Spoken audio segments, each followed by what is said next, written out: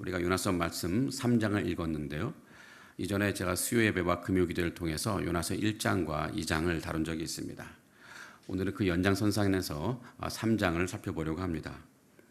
요나서 1장과 2장을 간략하게 살펴보는 것이 요나서 3장을 이해하는 데 큰 도움이 될 것 같습니다. 요나서 1장에서 요나는 하나님으로부터 명령을 받습니다. 그 명령은 니느웨에 가서 심판의 메시지를 전하라는 명령이었습니다. 하지만 요나는 그 명령에 불순종합니다. 니느웨로 가지 않고 그 정반대인 다시스로 가는 배를 탑니다. 요나가 이 하나님 명령에 불순종한 이유는 니느웨가 심판을 받아 멸망하기를 바랐기 때문입니다. 니느웨는 유다 민족에게 원수 같은 나라의 큰 도시였습니다. 또한 악하기로 유명한 도시였고요. 요나의 생각에는 이 도시는 반드시 멸망받아 마땅한 도시였습니다. 그런데 요나가 그곳에 가서 심판의 메시지를 전했다가 만에 하나 니느웨 사람들이 회개라도 한다면 요나가 아는 한 하나님은 분명 그 니느웨를 용서하시고 심판을 거두실 것이 너무나 분명했습니다. 그것은 요나가 바라는 시나리오가 아니에요. 그래서 요나는 니느웨 사람들에게 이 회개의 기회를 주지 않으려고 니느웨로 가는 대신에 엉뚱한 방향으로 도망간 것입니다. 그런 요나를 하나님이 그냥 내버려 두실 분이 아니시죠. 요나가 탄 배, 그 배가 바다에서 폭풍우를 만나서 결국 요나는 바다에 빠지고 맙니다. 이것이 요나서 1장의 내용이고요. 요나서 2장은요. 요나가 바다에 빠졌을 때 하나님께 올려드린 기도를 나중에 회상하는 장면입니다. 요나는 바닷속에서 3번 기도했습니다. 첫 번째로는 요나가 바다에 빠져 저 깊은 바다까지 이르렀을 때 요나가 하나님께 자신을 구조해달라고 기도합니다. 이것이 첫 번째 기도고요. 그래서 이 기도에 하나님은 응답하셔서 큰 물고기로 요나를 삼키게 하셔서 요나를 구조하십니다. 이 구조받은 요나는 이제 물고기 뱃속에서 다시 기도하는데요.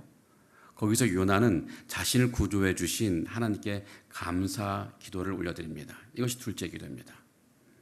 셋째 기도는 또 역시 물고기 뱃속에서 올려드리는 기도인데 이것은 회개 기도입니다. 다시 하나님께 충성하고 하나님 명령에 순종하겠습니다 라고 하는 회개와 결단의 기도입니다.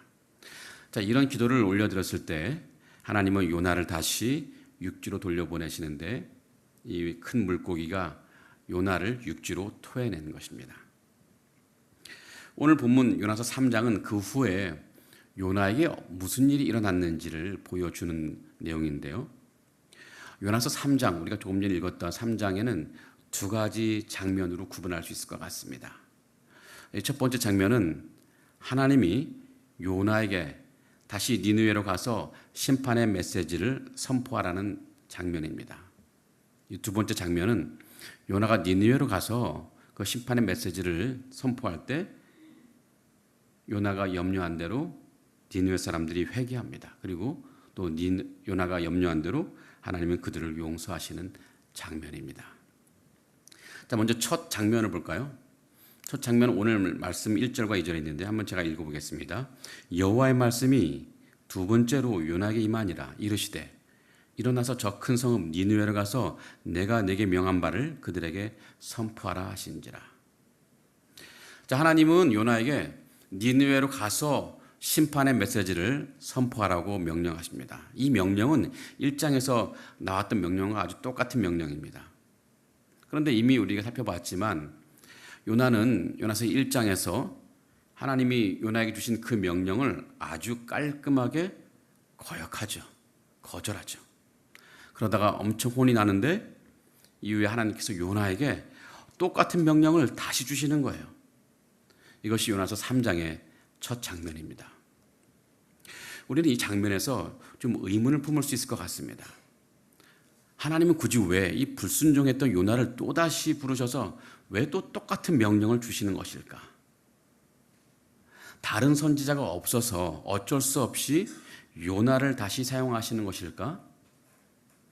그렇지는 않은 것 같습니다. 분명히 요나 대신 보낼 선지자가 있었습니다. 어쩌면 요나보다 더 충실하고 더 신실한 또 선지자가 있었을 것입니다. 요나가 있을 당시에 함께 활동했던 선지자가 있었습니다. 아모스 선지자가 있었고 또 호세아 선지자도 있었습니다.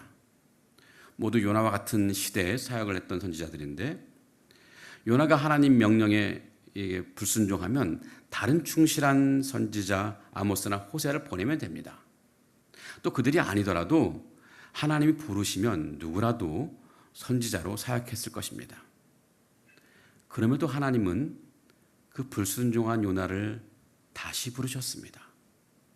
왜 요나에게 둘째 기회를 주시는 것일까요? 자, 이 질문은 사실 이미 요나가 먼저 품었을 질문이기도 합니다.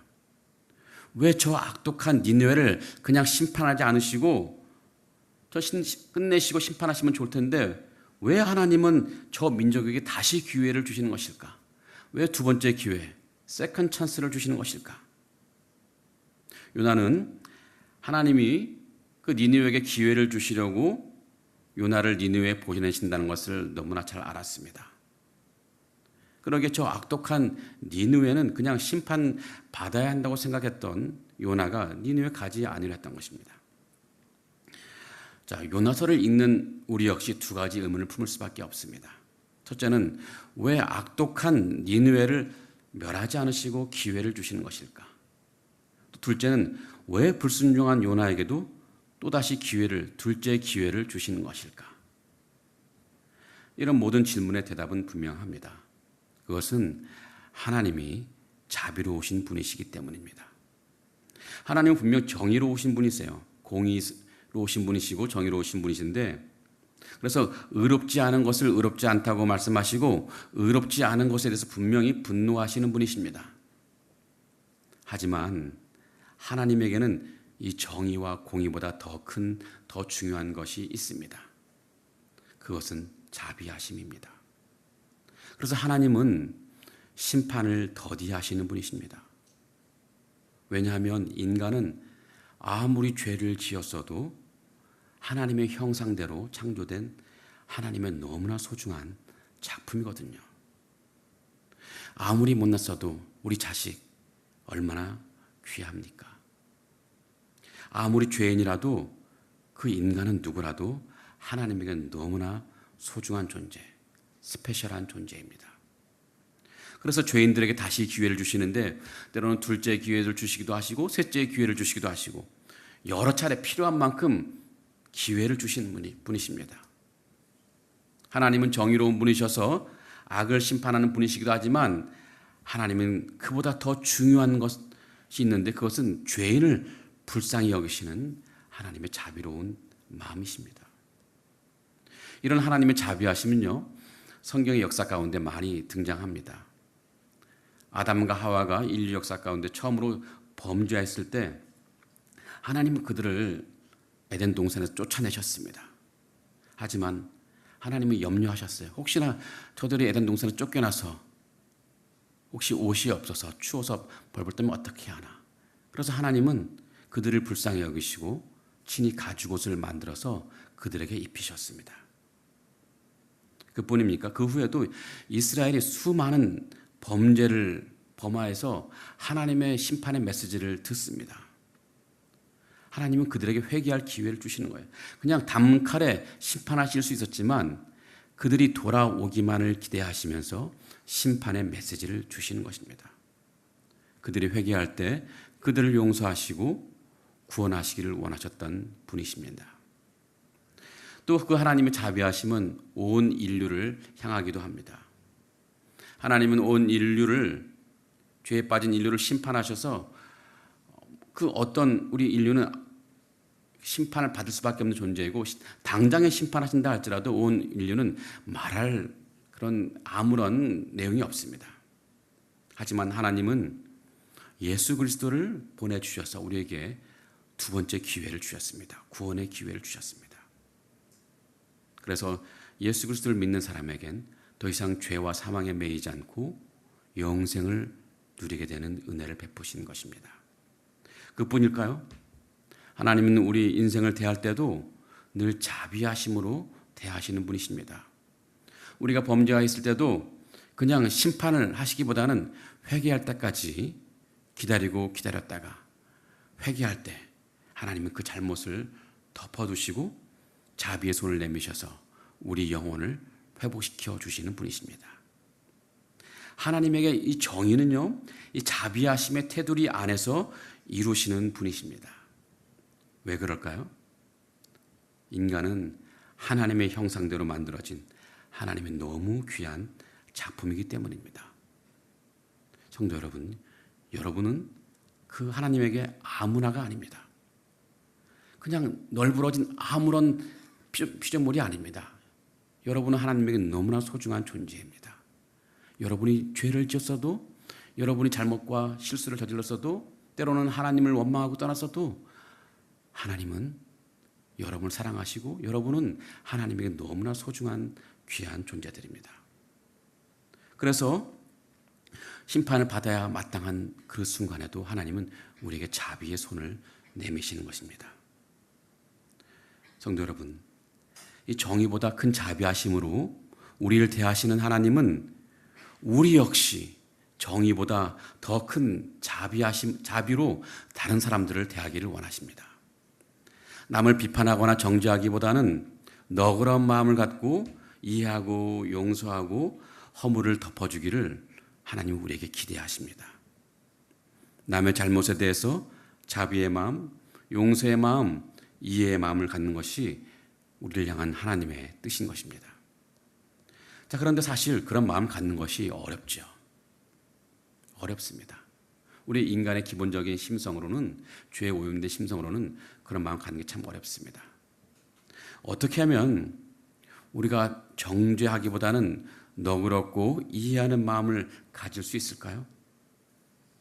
그것은 성령의 은혜 가운데 우리가 받은 은혜를 늘 기억하고 묵상하는 것입니다. 하나님께서 우리를 위해 어떤 은혜를 베푸셨는가 늘 기억하고 묵상하는 것인데요. 오래전에 들었던 이야기 하나가 생각납니다. 어떤 50대 남자에 대한 이야기인데요. 그 남자는 값비싼 열대어를 파는 사람이었습니다. 그 열대어는요, 두 마리 한 쌍에 미국 이야기입니다. $5도 넘는 비싼 물고기였습니다. 오래전 이야기이기 때문에 $5 해도 지금으로는 몇십 달러 되겠죠. 엄청난 비싼 큰 돈일 텐데, 그런데 어느 날 7살도 채 안 되어 보이는 어떤 남자아이가 자기 여동생을 데리고 그 열대어 가게에 들어왔습니다. 그 두 아이는 열대어를 가만히 살펴보더니 이것저것 몇 쌍의 열대어를 사겠다고 합니다. 그래서 그 주인 남자는 열대어를 잘 포장해 주었습니다. 이제 돈만 지불하면 되는데 그 아이가 돈을 내미는데 그 아이가 그 주인 남자의 손에 쥐어진 돈은 겨우 15센트였습니다. 최소한 몇십 달러어치 이 물고기를 샀는데 그 아이들은 $1도 안 되는 겨우 15센트를 그 주인에게 준 것입니다. 그러니까 이 주인이 얼마나 황당하겠습니까? 이 터무니없는 돈을 보고서 그 남자는 가만히 있습니다. 그때 그 아이는 남자에게 말하기를, 아니 혹시 돈이 모자릅니까? 도저히 돈이 모자르나요? 라고 물었죠. 당연히 모자르죠. 이 보통 사람 같았으면 화를 내며 쫓아냈을 것입니다. 그런데 그 남자는 가만히 그 아이들에게 말합니다. 얘들아, 아니야. 돈이 오히려 남아. 돈이 남는 걸 내가 거스름돈을 줄게 하면서 2센트를 돌려주었습니다. 이 광경을 가만히 보고 있던 그 남자의 아내가 나중에 남편에 따지죠. 아니 그 아이들에게 준 열대어가 $30 어치도 넘는데 어떻게 그런 일을 벌이냐. 화를 내면 남편에게 따지는 거예요. 그때 그 남자는 내가 왜 그럴 수밖에 없었는지를 자기 어린 시절의 이야기를 통해 아내에게 설명합니다. 이 50년 전 그 남자는 4살 때 사탕을 너무 좋아했다고 말합니다. 어렸을 때 4살 때 엄마랑 같이 상점을 가게 되면 늘 엄마가 사탕을 하나씩 사주었는데요. 더 많이 먹고 싶지만 그러지 못한 것이 늘 아쉬웠습니다. 그런데 어느 날 엄마가 집에 없을 때 그 아이는 혼자서 용기 내어서 그 상점에 가죠. 그리고 늘 먹고 싶었던 사탕을 아주 많이 골라서 상점 주인에게 사겠다고 말합니다. 그랬더니 그 주인이 이제 귀여운 그 아이를 보면서 돈을 가지고 왔냐? 했더니 당연히 가지고 왔죠. 그러죠. 그래서 그때 그 아이는 그 가게의 주인의 손에 무엇인가를 쥐어주는데 그것은 은박지로 정성스럽게 쌓은 버짓이 6개였습니다. 이 어린아이다 보니까 돈 개념이 없었다는 것 같습니다. 그 가게 주인은 이 버짓이 6개를 가만히 한참 들여다보더니 다시 아이 얼굴을 쳐다봅니다. 그랬더니 아이가 걱정스러운 얼굴로 다시 말합니다. 혹시 돈이 모자르나요? 그랬더니 그 주인이 한숨을 쉬면서 아니다. 돈이 좀 남는 것 같아. 그러면서 잔돈을 남겨주었는데 2센트를 남겨주었다고 합니다. 순진무구한 아이의 마음에 상처를 주지 않기 위해서 이 상점 주인은 그 옳고 그름을 따지지 않고 자비의 마음으로 손해를 감수한 것입니다. 이 50년이 지난 후 이 열대어 가게 주인은 이 어린 남매가 턱없이 모자라는 돈으로 열대어를 사러 왔을 때 자신이 어렸을 때 버짓이 6개로 그 많은 사탕 값을 지불했던 기억이 떠올랐던 것입니다. 그때 그 가게 아저씨가 자신 내민 버짓 6개를 보고서 얼마나 당황했을 것이며 또 그러면도 오히려 돈이 남는다고 2센트를 돌려준 그 아저씨의 마음은 얼마나 따뜻했던가. 그 가게 주인이 자신에게 베푼 마음이 그 남자의 가슴에 평생 벅찬 추억으로 남아 있었던 것입니다. 그래서 어린 남매가 턱없이 모자라는 돈을 내밀었을 때도 자신이 받은 그 이해의 마음을 그들에게 그대로 돌려준 것입니다. 이 이야기를 들은 열대어 가게 주인의 아내는 두 눈이 촉촉해졌고 그 남편을 꼭 안아주었다는 이야기인데요. 예전에 중학교 교과서에 나온 이해의 선물이라는 이야기입니다. 아마도 여러분들은 못 봤을 것입니다. 저 다음 세대의 국어책에 나왔던 이야기를 하더라고요. 우리가 다른 사람을 이해하고 용서하고 또 배려할 수 있는 힘은 어디서 나오는 걸까요?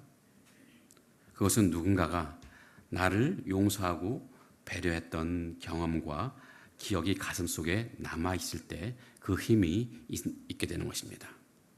그런데 우리는 그 경험이 있는 사람들입니다. 누군가 이해하고 용서하고 배려받은 경험이 있어요.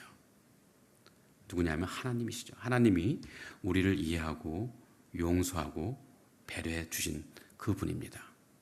하지만 우리는 그 경험을 기억하지 못할 때가 참 많습니다. 하나님이 우리를 용서하시고 구원하신 은혜, 또 일상 속에서 우리에게 우리가 짓는 죄를 심판하지 않으시고 용서하시는 수많은 은혜, 이해하시고 배려하시는 은혜를 입었습니다. 만약 그런 은혜가 아니었다면 우리는 진작에 심판받았을 것입니다.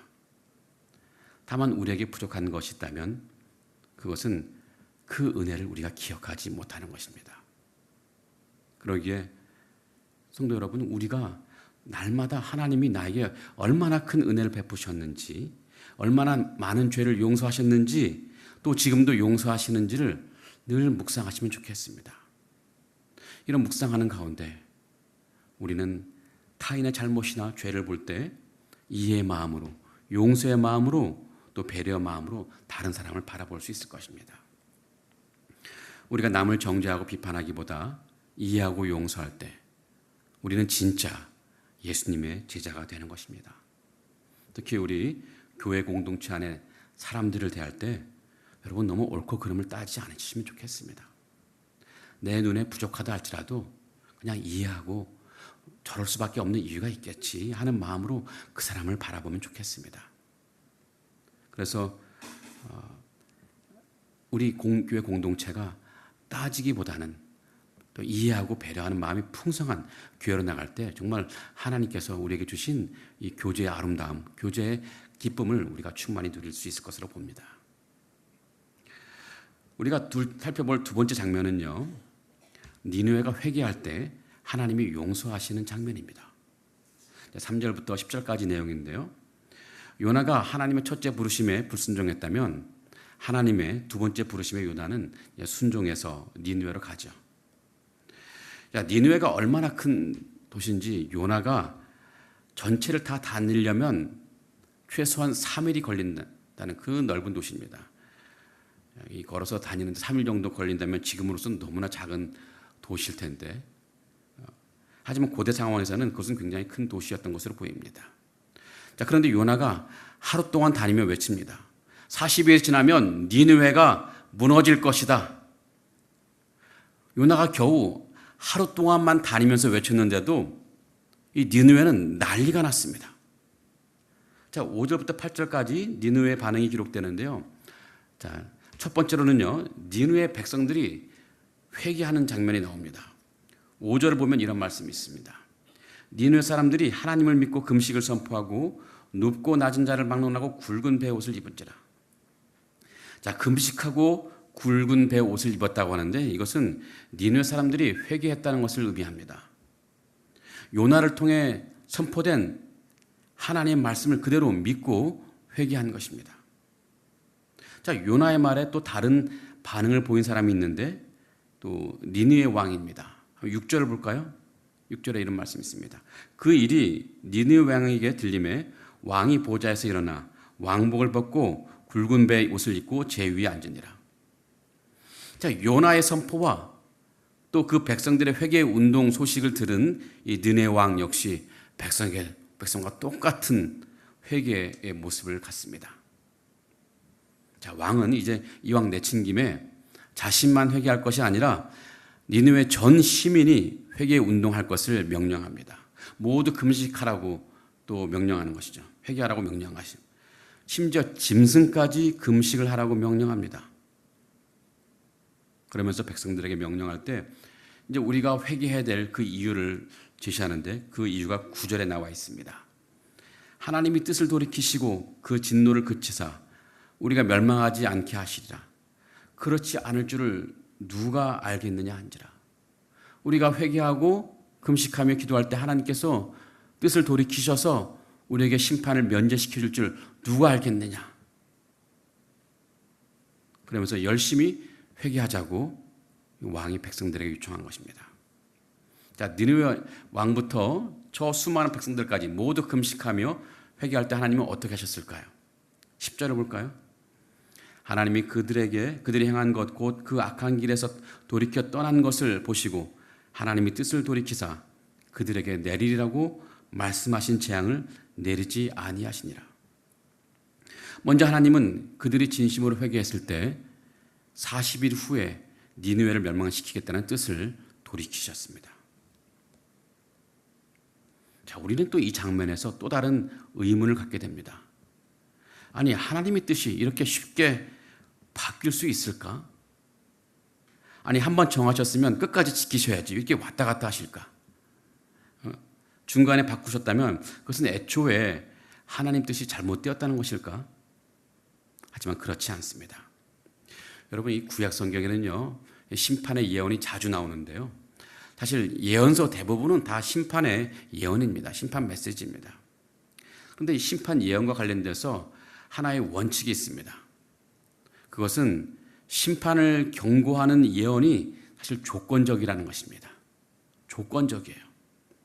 하나님은 이 선지자를 통해서 이스라엘 백성들이나 혹은 개인이나 왕이나 다른 민족에게 심판을 경고하시는데요. 그 심판의 경고는 반드시 심판으로 드러납니다. 하지만 그것은 경고받는 사람들이 심판의 경고를 듣지 않고 회개하지 않을 때 일어나는 일입니다. 만약 사람이 또 그 민족이 회개한다면 하나님은 심판의 뜻을 돌이키시는 분이십니다. 그렇다고 이것을 하나님께서 뜻을 쉽게 바꾼 것이라고 생각하실 필요는 없습니다. 애초에 하나님은 심판의 메시지를 보내려 했을 때 심판을 목적으로 한 것이 아니라 그 백성들이 이 심판의 메시지를 듣고 회개하기를 기대하신 그 목적으로 메시지를 보내주신 것이기 때문입니다. 애초에 정말 심판을 목적으로 했다면 아예 심판의 메시지를 주지 않았을 것입니다. 그냥 메시지를 주지 않고 그냥 심판해 버리시면 됩니다.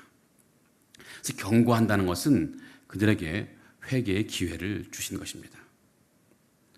이 하나님의 심판 메시지를 무엇에 비유할 수 있느냐면 이 기차의 기적 소리에 비유할 수 있습니다. 여러분, 기차가 막 다가올 때 철로 위에 사람이 있으면 기차는 기적 소리를 크게 울리죠. 혹시 여러분 가운데 기찻길 위에서 노신 분 있지 않습니까? 기차가 막 달려면 누가 가장 늦게 철로 위에 남아있나, 뭐 그런 치킨 게임 해본 적 있지 않습니까? 여하튼 이 철로 위에 사람 있으면 멀리서 다가오는 기차는 기적 소리를 크게 울리죠. 기적 소리가 울리는 것은 기차가 다가오고 있으니 철로 위에 있는 사람은 얼른 철로에서 내려오라고 경고하는 것입니다.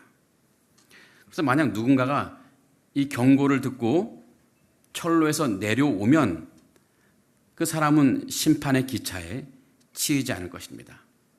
심판은 지나가지만 그 심판을 피한 것입니다. 그런데 그 경고를 듣고도 철로에 계속 버티는 사람이 있으면 어떻게 됩니까? 결국 기차에 치이게 되죠. 심판에 휩쓸려 당하는 것입니다. 요나가 니느웨 사람들에게 외친 말 40일이 지나면 니느웨가 무너지리라에 담긴 메시지는 철로 위에 있는 너희 니느웨 사람들은 기차에 치일 것이다 라는 의미입니다. 그 말이 궁극적으로 의미하는 것은 얼른 철로에서 내려오라는 말인 거죠. 니느웨 백성들은 다행히도 이 말을 알아듣고 회개해서 철로에서 내려왔습니다. 하나님의 심판이라는 기차가 지나갔지만 그들은 피할 수 있었습니다. 자, 하나님은 우리가 잘못이나 죄를 저지를 때 그냥 심판의 주먹을 휙휙 날리시는 분이 아니십니다.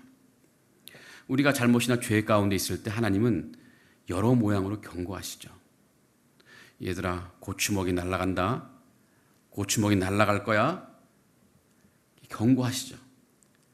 이 강단에서 목회자의 설교를 통해서 혹은 여러분이 매일 큐티하는 그 큐티 말씀을 통해서 혹은 주변에서 일어나는 어떤 사건을 통해서 우리에게 경고하십니다. 그 경고는 얼른 철로에서 내려오라는 심판 기차의 기적 소리입니다.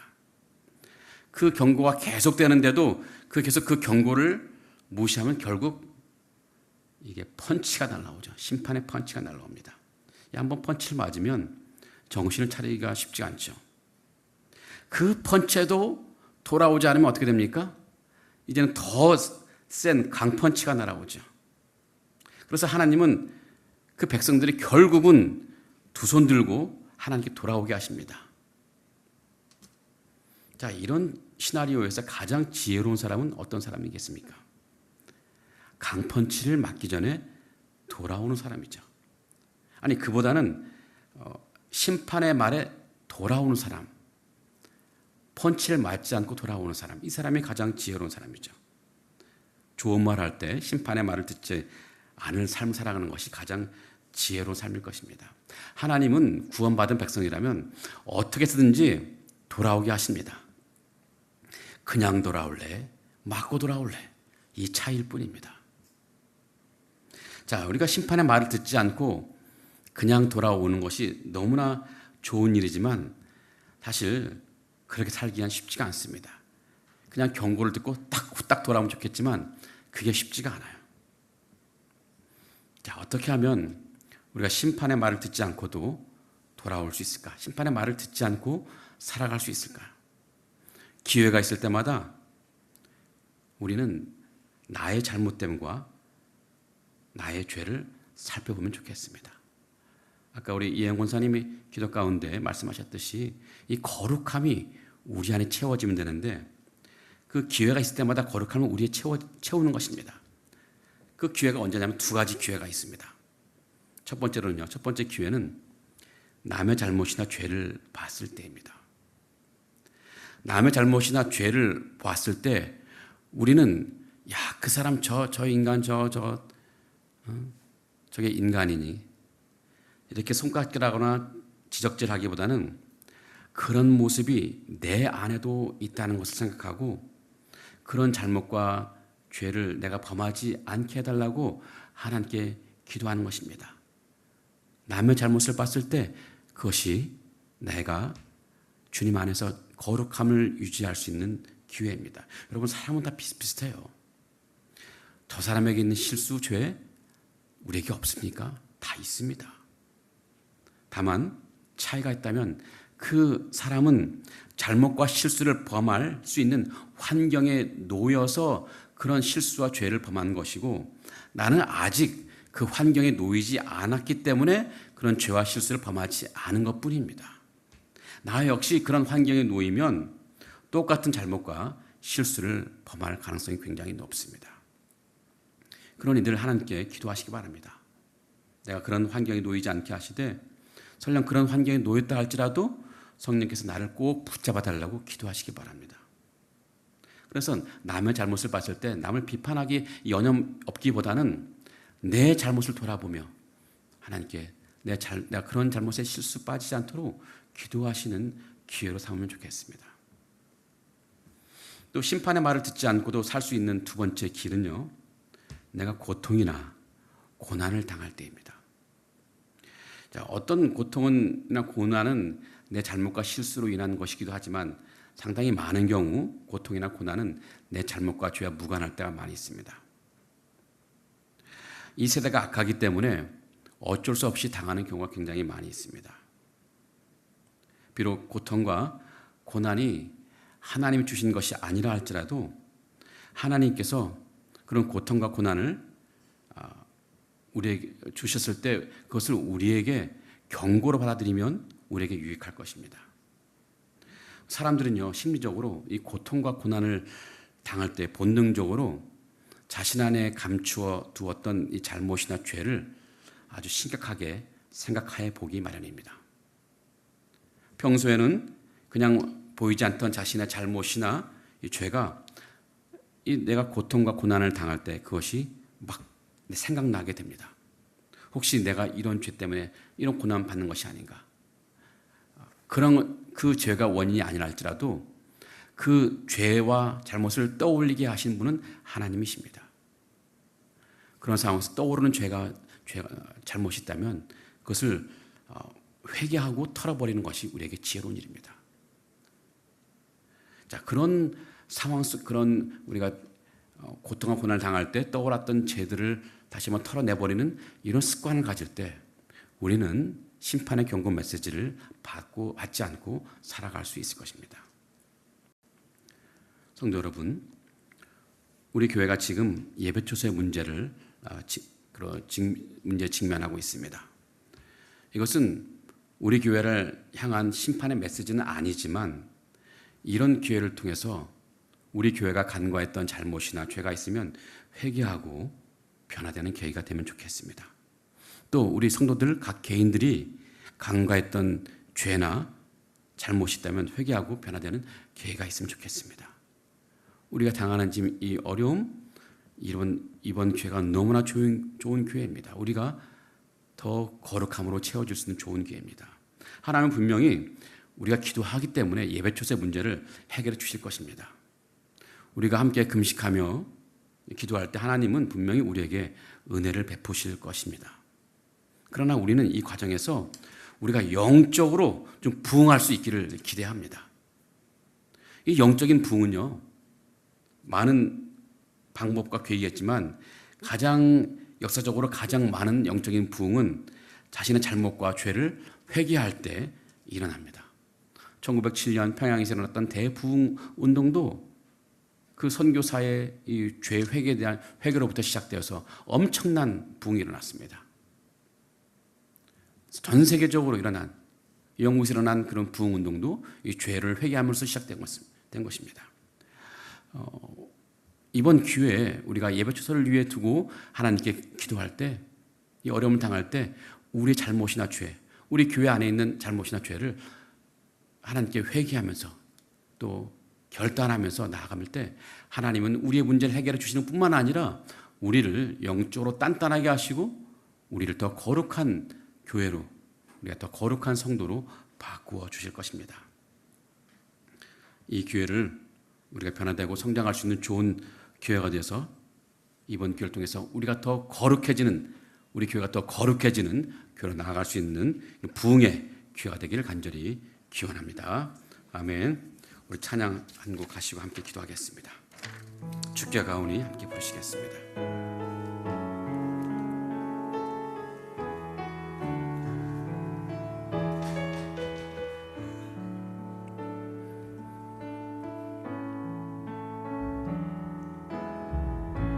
주께 가오니 날 새롭게 하시고 주의 은혜를 주소서.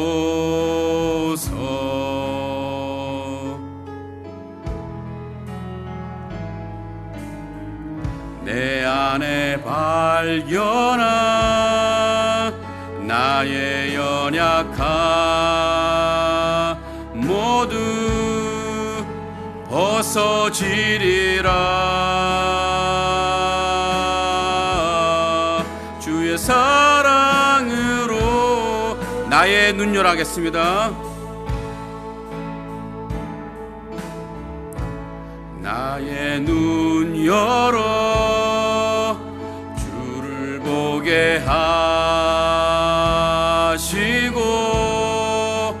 주의 사랑을 하소서.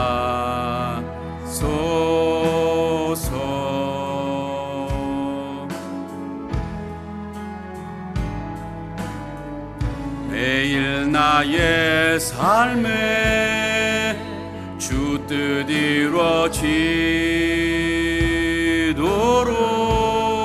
새롭게 하소서. 주의 사랑으로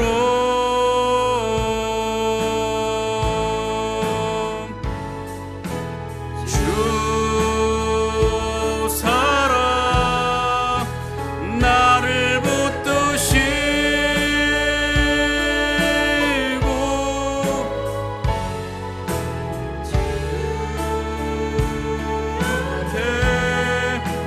날 이끄소서.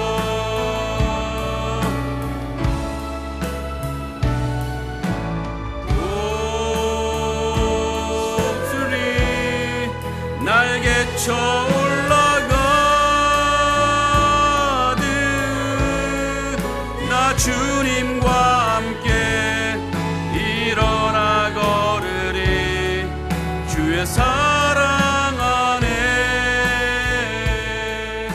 이 시간 함께 기도하면 좋겠습니다. 세 가지를 두고 같이 기도하면 좋겠는데요. 첫째는 우리가 오늘 들은 말씀을 생각하며 기도하면 좋겠습니다. 하나님, 우리에게 하나님의 마음을 주옵소서. 다른 사람을 향해, 우리의 형제 자매를 향해 정죄하거나 비판하는 마음을 갖기보다는 이해하고 용서하는 마음을 갖게 하옵소서. 또 두 번째는요, 우리 안에 더럽고 추한 잘못과 죄의 모습을 털어버리게 하여 주시옵소서.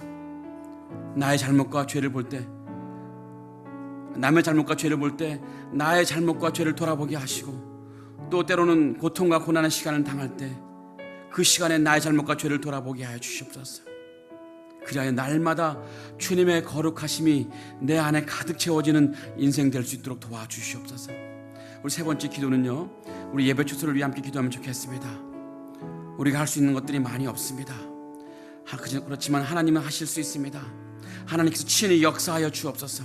가장 합당한 예배 초소를 허락하시고, 그 가운데 그 과정에서 주님 정부 당국자들의 굳은 마음을 녹여 주시옵소서. 우리에게 가장 적합한 교회, 우리 주일학교 우리 학생들에게 가장 좋은 공간을 허락하여 주옵소서. 이런 세 가지 제목을 두고 같이 기도하도록 하겠습니다. 한번 주님을 크게 부르시고 기도하겠습니다. 주여, 주님 살아계신 하나님, 이 시간 주님께 간구하고 기도하옵나이다. 하나님, 이 시간 간구하오니 우리에게 주님 마음을 허락하여 주시옵소서. 때로는 죄에 대하여 분노하시지만 하나님, 죄인 사람에 대해 자비를 보시는 그 마음을 우리에게 주시옵소서. 하나님, 다른 사람의 죄를 잘못과 죄를 볼 때 우리 다른 사람의 죄를 정죄하거나 비판하기보다는 그 사람을 이해하고 용서하려는 마음을 우리에게 주시옵소서.